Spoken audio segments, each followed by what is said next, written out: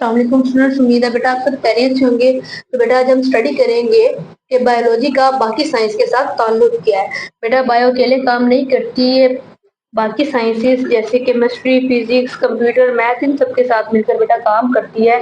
Common example बेटा जैसे एक टीम है, टीम में सब मेंबर्स मिलकर काम करते हैं। इसी तरह से बेटा केमिस्ट्री, फिजिक्स, कंप्यूटर और मैथ बायो के 3 मेंबर हैं, ये सब मिलकर काम करते हैं एक टीम की तरह।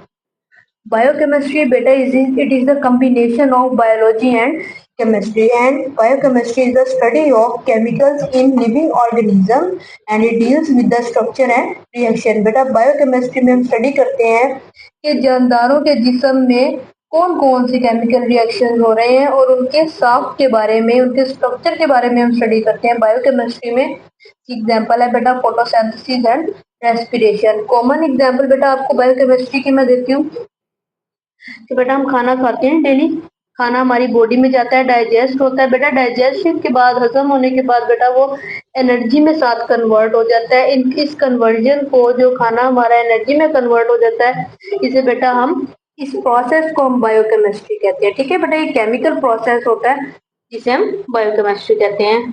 बायोफिजिक्स बेटा it is the application of physics in biology. बेटा बायोलॉजी में फिजिक्स के कुछ असूलों को, कुछ प्रिंसिपल्स को स्टडी किया जाता है, रीड आउट किया जाता है, जो हमें हेल्प आउट करता है हमारी बॉडी को अंडरस्टैंड करने में, which help us to understand the body.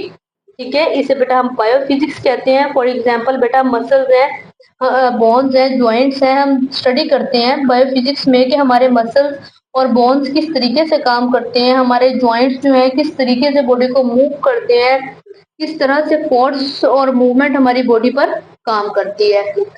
And then बेटा कंप्यूटेशनल बायोलॉजी। बेटा computational biology is the combination of computer plus math plus biology. ठीक है, and computational biology is the study use of computers and mathematical models. बेटा computational biology में हम computer और कुछ math के असूलों को स्टडी करते हैं, ये इस्तेमाल करते हैं बायोलॉजिकल डाटा एनालाइज करने के लिए, स्टडी करने के लिए। ठीक है बेटा, इसकी एग्जांपल है प्रोटीन। कॉमन एग्जांपल बेटा मैं आपको देती हूँ। अगर आपसे कहा जाए कि बेटा बहुत बड़ी एक लाइब्रेरी है, आप वहां जाओ लाइब्रेरी में और बहुत सारी बुक्स उधर बिखरी हुई हैं, आप वहां जाओ और वहां जाके जितने भी बायोलॉजी से रिलेटेड जो बुक्स हैं उन्हें इकट्ठी करो और उनका बायोलॉजिकल डाटा आप इकट्ठा करके लेकर आओ, तो बेटा ये आपके लिए बहुत मुश्किल हो जाएगा। इतनी बड़ी लाइब्रेरी है, इतनी ज्यादा बुक्स है, उसमें से आपको बुक्स को ढूंढने में, उनका डाटा इकट्ठा करने में बेटा बहुत टाइम लगेगा। अगर यही काम बेटा आप कंप्यूटर में करते हो, डाटा इकट्ठा करते हो और उनको तरतीब देते हो, तो बेटा चंद घंटों में आप ये काम कर सकते हो। बेटा इस स्टडी को हम कंप्यूटेशनल बायोलॉजी कहते हैं। ठीक है, एंड देन बेटा बायोजियोग्राफी। बेटा बायोजियोग्राफी, जियो एज बिन बेटा जमीन को कहते हैं, graph mean area. Biogeography means बेटा हमारी जो जमीन पर कौन से इलाके में कितने जानदार कहाँ पर मौजूद है, डिस्ट्रीब्यूट है, बेटा इन सब की स्टडी हम बायोजियोग्राफी में करते हैं। It is a study of distribution of organisms. हम बायोजियोग्राफी में जानदारों की डिस्ट्रीब्यूशन, उनकी जो तकसीम है बेटा मुख्तलिफ इलाकों में, मुख्तलिफ जगहों पर बेटा उसकी स्टडी हम बायोजियोग्राफी में करते हैं। In different regions of the world, दुनिया के मुख्तलिफ रीजियंस में, इलाकों में, include the effect of climate change. बेटा इसका मतलब है क्या, जैसे कुछ जानदार हैं बेटा जो अपने एनवायरनमेंट के अकॉर्डिंग रहना पसंद करते हैं। बेटा डेजर्ट है, वहाँ का क्लाइमेट बहुत ज्यादा वार्म होता है। बेटा जो कैमल है वो वहाँ रहना पसंद करता है क्योंकि उनका जो बॉडी टेम्परेचर है, उनकी बॉडी है उस क्लाइमेट को, वार्मनेस को बेटा बेयर कर सकती है, बर्दाश्त कर सकती है। और बेटा इसी तरह से जो कुछ फिश, बेटा जो फिशेज है वो समंदर में रहना पसंद करती है क्योंकि बेटा उनका क्लाइमेट वो है, उनकी बॉडी उस क्लाइमेट के अकॉर्डिंग रहती है।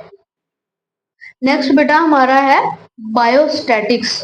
बेटा it is the study of biology and statics, यानी कि आदादो शुमार की स्टडी, काउंटिंग की स्टडी बेटा हम बायोस्टैटिक्स में करते हैं। It is the use of statics in bio. बेटा हम बायो में कुछ स्टैटिक्स है, कुछ कह लो आदादो शुमार है, उनका इस्तेमाल करते हैं to analyse data and interpretation, कुछ डाटा इकट्ठा करने के लिए और उनकी एक्सप्लेनेशन के लिए, इंटरप्रिटेशन के लिए, वो जो डाटा इकट्ठा करते हैं उनकी एक्सप्लेनेशन के लिए। कॉमन एग्जांपल है बेटा, हम फाइंड आउट करते हैं कि कितने पेशेंट्स जो हैं किस बीमारी में, कितने लोग इस वक्त किसी बीमारी में मुब्तला हैं और कितने रिकवर हो चुके हैं। बेटा इन सब की जो स्टडी है हम बायोस्टैटिक्स में करते हैं, इस्तेमाल किया जाता है। बेटा बायोस्टैटिक्स कौन लोग यूज करते हैं? रिसर्चर्स जो रिसर्च करते हैं हेल्थ केयर और पब्लिक हेल्थ के लिए बायोस्टैटिक्स को इस्तेमाल किया जाता है, यूज किया जाता है। ठीक है, बायोटेक्नोलॉजी बेटा ये अपने नाम से शो कर रहा है, टेक्नोलॉजी मीन्स के नई चीज, न्यू चीज। ठीक है, it is the use of living organism. In biotechnology we use living organism for human benefit.